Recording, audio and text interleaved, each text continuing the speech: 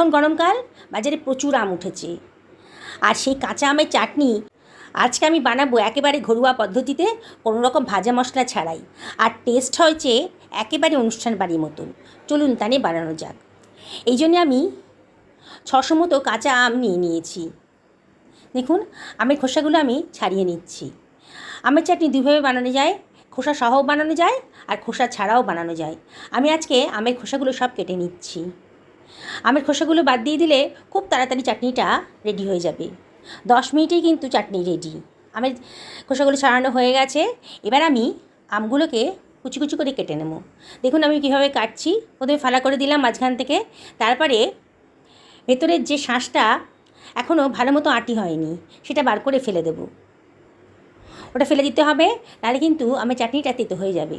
এবার আমি লম্বা করে কেটে আরও মাঝখান থেকে একটা করে ফালা করে দিলাম। দেখুন কীরকম করে পিস করে কেটে নিয়েছি।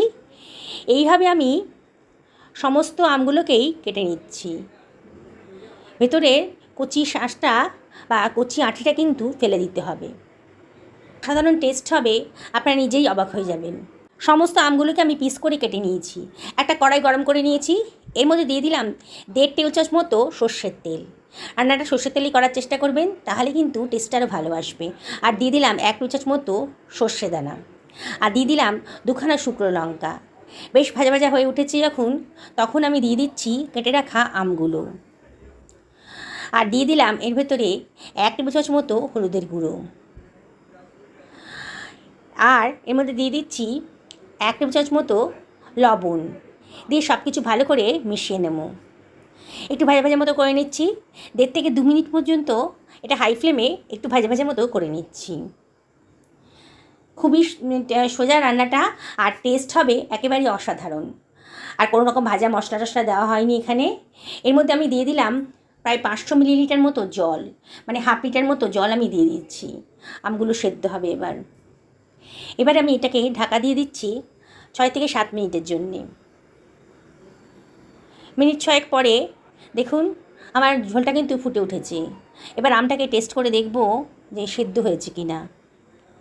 দেখুন আমগুলো কিন্তু বেশ নরম হয়ে গেছে, মোটামুটি সেদ্ধ হয়ে গেছে। এবারে আমি এর ভেতর দিয়ে দিচ্ছি 400 গ্রাম মতন গুড়। আপনারা ইচ্ছে করলে এটা চিনি দিয়েও করতে পারেন। আমার কাছে গুড় ছিল, আমি সেই জন্য গুড় দিয়ে করলাম।